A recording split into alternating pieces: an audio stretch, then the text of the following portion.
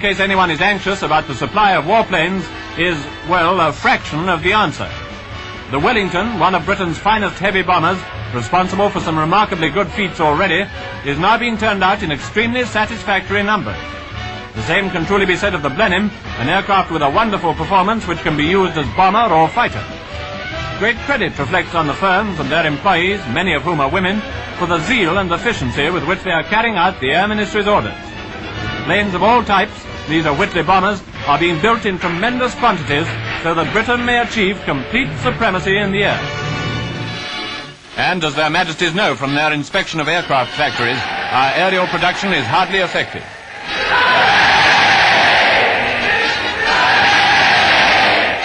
British plants are now in top gear, and the world's best machines are being turned out at war speed. And when the planes are completed, we have the world's best pilots to fly them.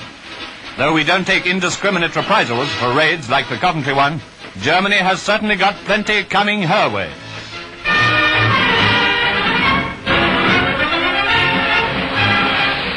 As we all know, another war-winning role is being played by women in our factories. This time, the newsreel camera is focused on the manufacture of that world-famous aero engine, the Rolls-Royce Merlin. Wing Commander Leslie, Pilot Officer Roscoe, and Flying Officer Noble happened to be visiting the factory at the same time. Carry on. Oh, yes, mate. The job's going on splendidly now that we've got our new mates on the job here. This is Anne and Winnie. What were you before you came here? A salt packer. A salt packer? Yes. Oh, putting salt on Jerry's tail, were you? A brief tour of the factory gives some idea of the complicated makeup of the modern engine, as well as the great care and concentration put into the job. A multiple boring machine in action, with finger pressure control.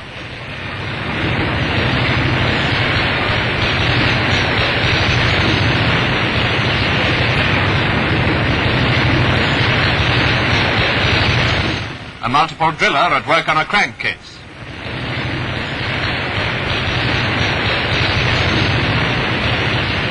Facing off the crankcase. The cuttings falling off the moving tray are all saved, for I need hardly say no metal is wasted.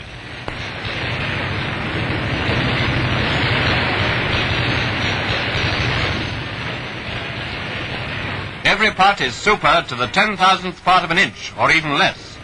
Everything is closely examined and tested. The pendulum hammer making a fracture test.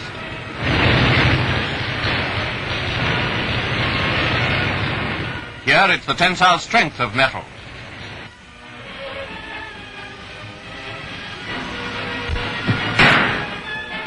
When the 15,000 parts that go to make up the Merlin have been assembled, they apply the last test but one.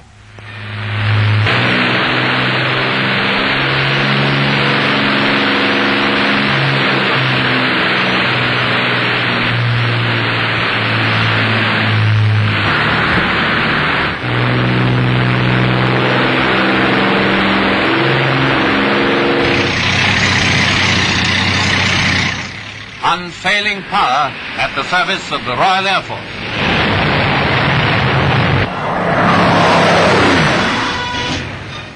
Producers of British aircraft have already proved that they turn out the best planes in the world. They are now intent on proving that Britain is first in quantity as well as in quality. These are Spitfires in the making, and everybody knows what they have done for Britain, thanks to the skill of British workers as well as to the pilots themselves.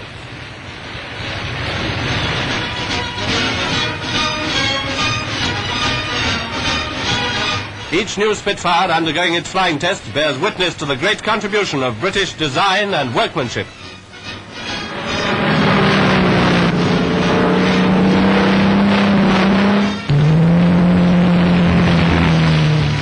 No matter how excellent the design of an aircraft, obviously its success depends on the efficiency of the engine. Here in a shadow factory in the north of England, that famous engine, the Bristol Hercules, is being turned out in quantity. These powerful sleeve valve engines, here they're grinding the base of the sleeve valve, are being constructed by operatives, many of whom had never seen a tool till a few months ago. Checking the gear for the sleeve valve. Boring and facing supercharger casings. Drilling and tapping ports.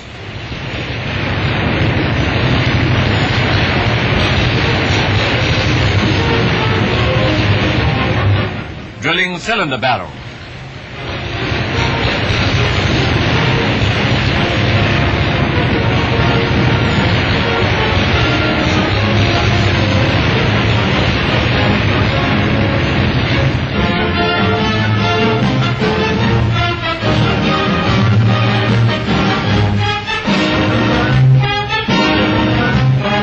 After all the keen and steady concentration which goes into the production of these engines, they are assembled and thoroughly tested at the bench.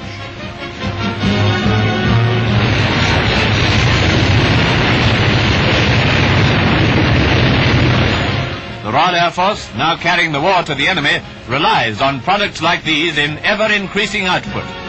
The nation thanks the men and women who are now steadily supplying that demand.